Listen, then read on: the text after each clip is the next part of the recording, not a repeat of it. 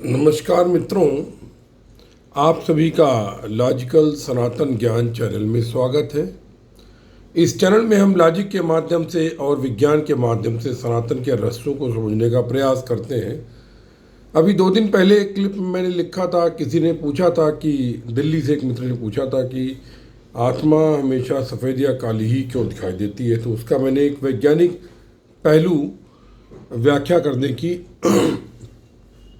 प्रयास किया था, लेकिन उससे बहुत से लोग समझ नहीं पाए, ऐसा लगता है।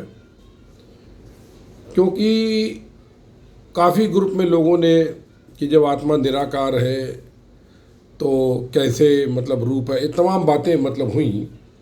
और इसी पर एक प्रश्न भी मुझे प्राप्त हुआ है, वो प्रश्न आप सुनिए। नमस्ते विपुल जी, जय कृपाल उमा।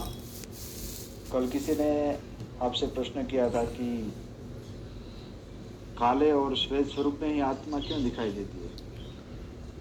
आपने क्लिक बनाकर उनका उत्तर भी दिया था, लेकिन मुझे लगता है कि ये लोग जो पूछ रहे हैं कि आत्मा दिखाई देती है तो उसके लिए उनके लिए आत्मा का मतलब होता है प्रेत। प्रेत को ही आत्मा बोलते हैं। जैसे हमारी मनुष्य योनि है वैसे ही एक प्रेत योनि है, और लोगों को जो दिखाई देता है कभी कभी वो प्रेत ही दिखाई देता है। शुद्ध आत्मा का मतलब होता है हमारा मूल वास्तविक स्वरूप, जो परमात्मा का अंश है। और उनका तो कोई शरीर है ही नहीं, तो उनका देखना तो संभव ही नहीं है ना। कभी कभी किसी योगी को आत्मदर्शन ज्योति के रूप में दिखता है, वो बात अलग है, लेकिन सामान्य लोग जो है वो तो योगी होते नहीं है। वो जो आत्मा शब्द का प्रयोग करते हैं वो प्रेत के लिए ही करते हैं। तो कृपया इस विषय में आप विस्तार से बताएंगे। धन्यवाद। एक छोटा सा प्रयोग कीजिए। मैं आपसे पूछूं, क्या आप विद्युत धारा को देख सकते हैं?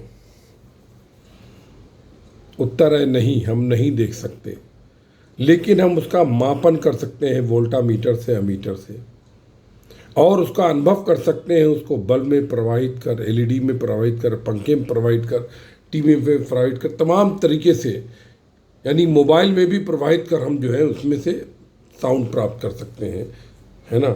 टीवी में हम आंखों से, मोबाइल में कान से, फ़ोन में कान से। ठीक है, ये क्या है ये?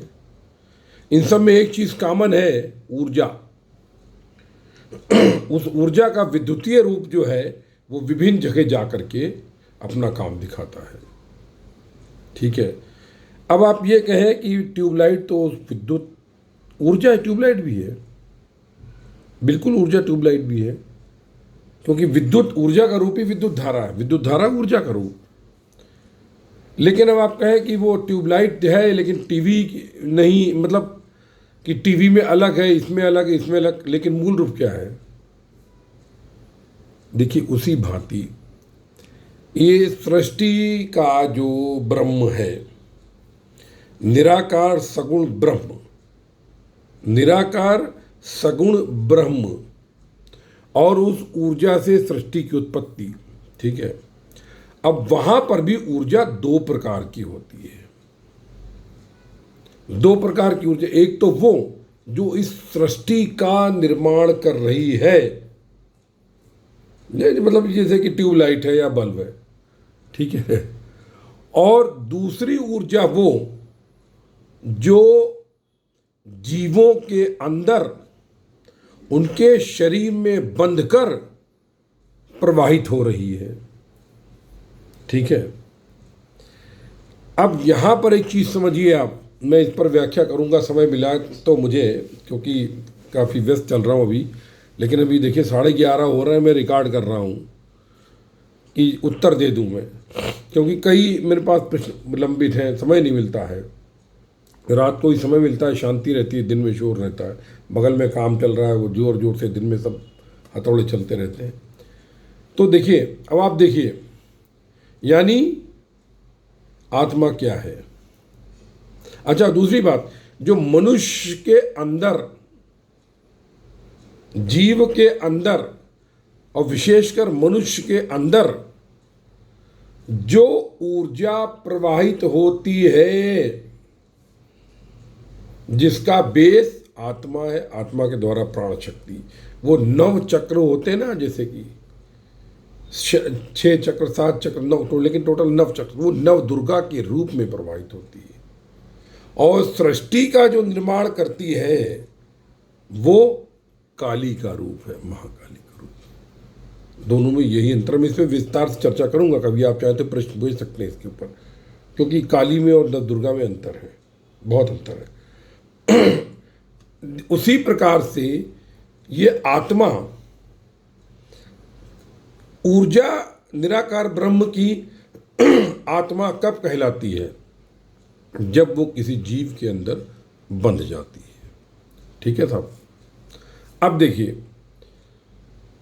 जो सूक्ष्म शरीर होता है उसमें 3 ही तत्व होते हैं अधिक से अधिक, वायु और आकाश तत्व। ठीक है, आकाश तत्व और कभी कभी अग्नि तत्व, अग्नि तत्व शांत भी हो सकते हैं, 3 या 2 ही होते हैं। जल और भूमि तत्व नष्ट हो जाता है, वो सूक्ष्म शरीर 3 तत्वों का होता है, कारण शरीर 1 तत्व का होता है, केवल आकाश तत्व। अब देखिए, आकाश तत्व में क्या रहता है? आत्मा, प्राण, मन, बुद्धि, अहंकार, चित्त इत्यादि इत्यादि। ये सब कहाँ रहते हैं? ये सब रहती है आकाश तत्व में। अब देखिए, जो हमारा शुद्ध रूप क्या है? निराकार ऊर्जा। यानी जब हमारी आत्मा इस शरीर को छोड़े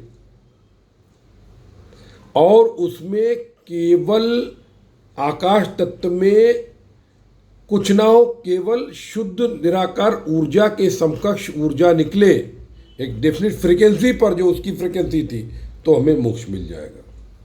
लेकिन ऐसा नहीं होता है, क्योंकि उस निराकार ब्रह्म ने जब आत्मा का रूप लेकर हमारे अंदर प्रवेश किया तो हमने उस निराकार ब्रह्म की ऊर्जा में विक्षेप कर दिया, मन बुद्धि अहंकार के द्वारा विक्षेप कर दिया। यानी आपने उस ऊर्जा की क्वालिटी डिस्टर्ब कर दी।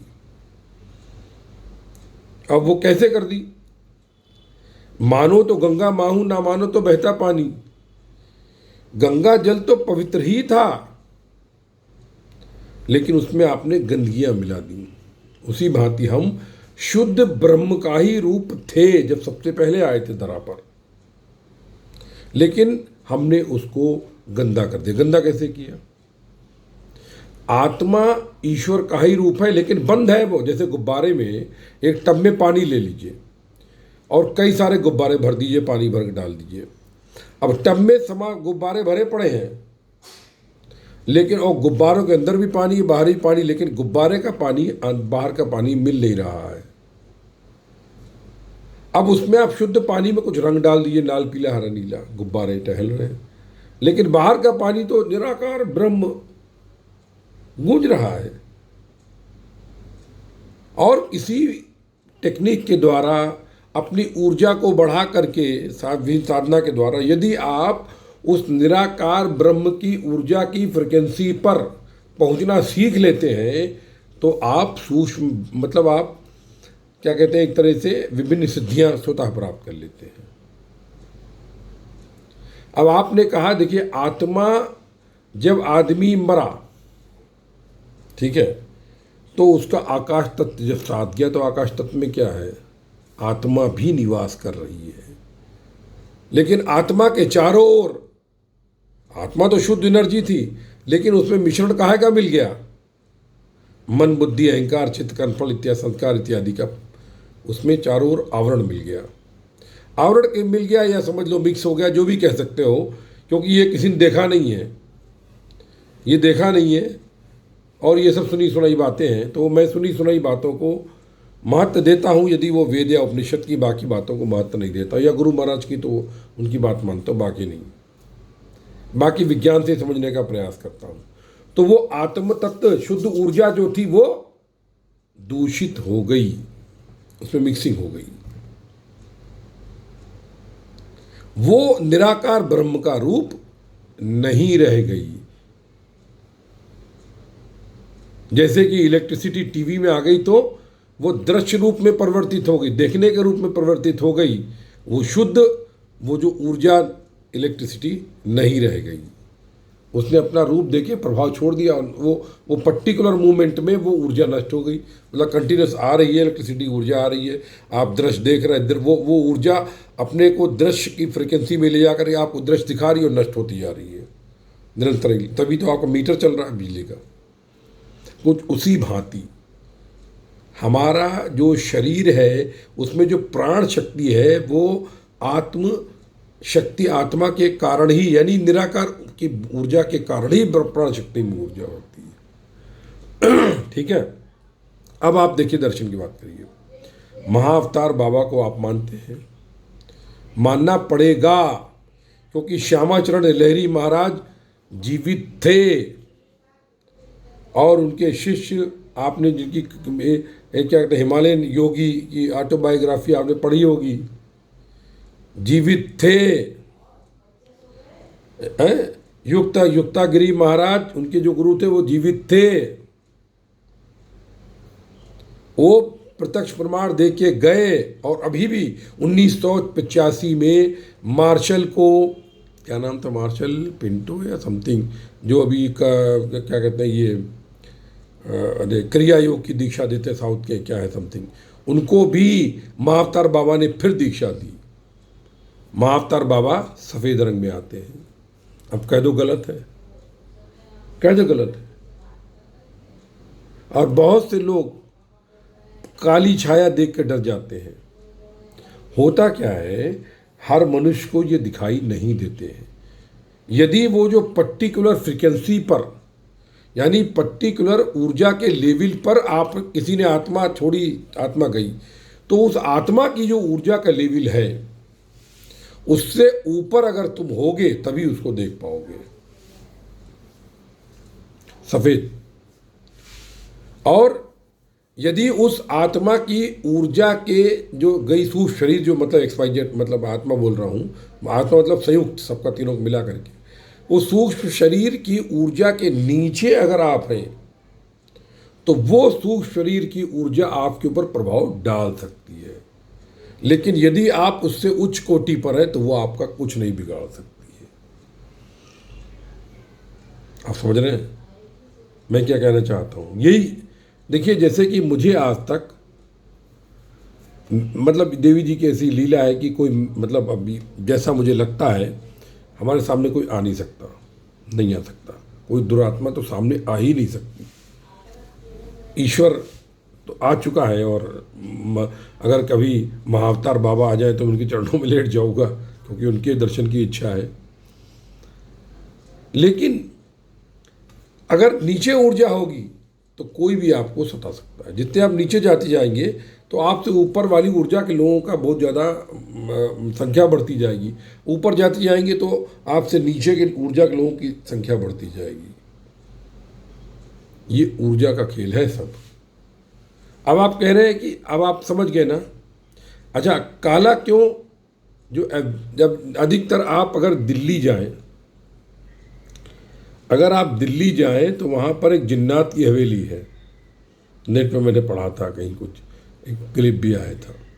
वहाँ पर लोग जाके जिन्नात की पूजा करते हैं और वो जिन्नात लोगों की इच्छाएं पूरी करते हैं और वो लोगों को काले काले दिखते हैं, सफ़ेद नहीं दिखते।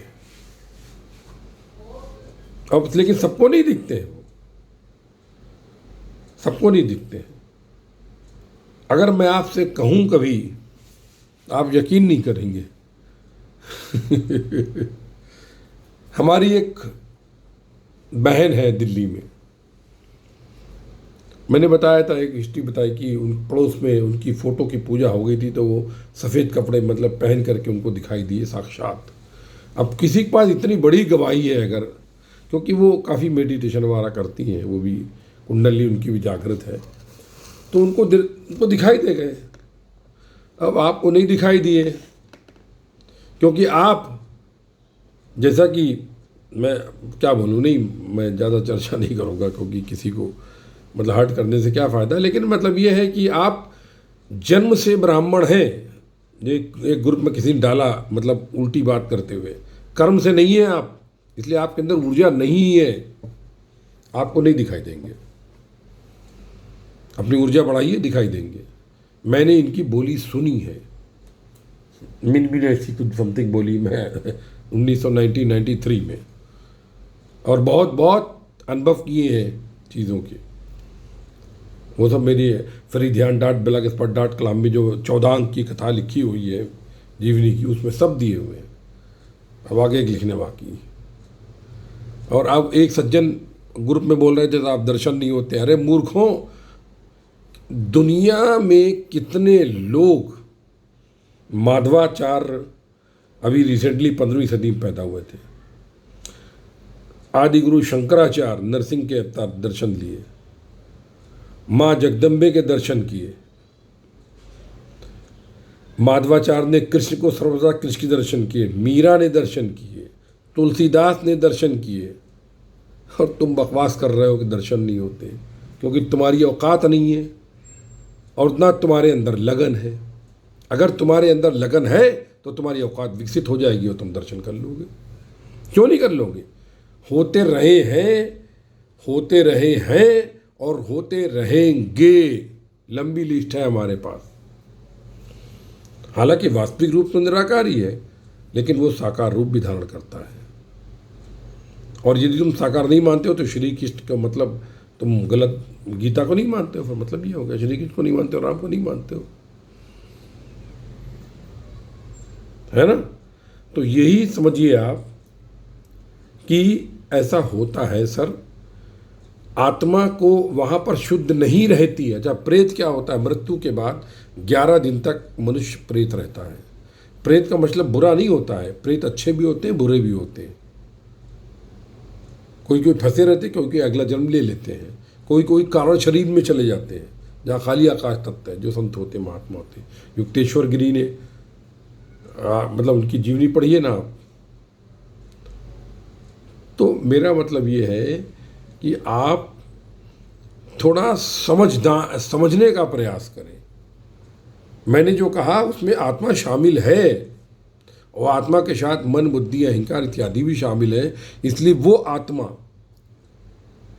दूषित हो चुकी है। हालांकि आत्मा पे असर नहीं होता है। आत्मा के चारों ओर आवरण, जैसे लड्डू के चारों ओर कुछ भी कालिक भर दो, जो भगवान श्री कृष्ण ने अगर बोला उसके हिसाब से, एक लड्डू है उसके चारों ओर कालिक पोत दिया आपने, तो लड्डू ग्रुप कहाँ दिखेगा?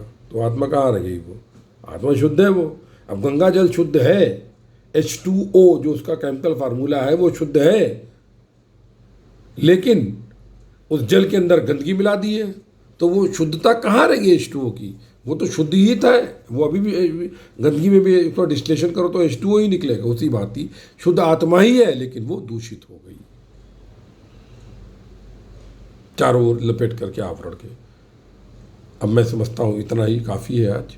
अगर और कुछ आपको पूछना हो तो आपके प्रश्नों का स्वागत है। जय गुरुदेव, जय माँ काली, सर्वस्व ब्रह्म सर्वत्र ब्रह्म। यदि अच्छा लगे तो लाइक सब्सक्राइब करें, और यदि लाइक सब्सक्राइब ना भी करें तो कोई कम से कम एक कठिन प्रश्न दे दें, जिससे कि सनातन के विषय में लोगों को जानकारियाँ प्राप्त हो और ज्ञान प्राप्त हो। आप सनातन के सिपाही बने और मेरे के जीवन का उद्देश्य पूरा हो। जय गुरुदेव, जय माँ काली, सर्वस्व ब्रह्म सर्वत्र ब्रह्म।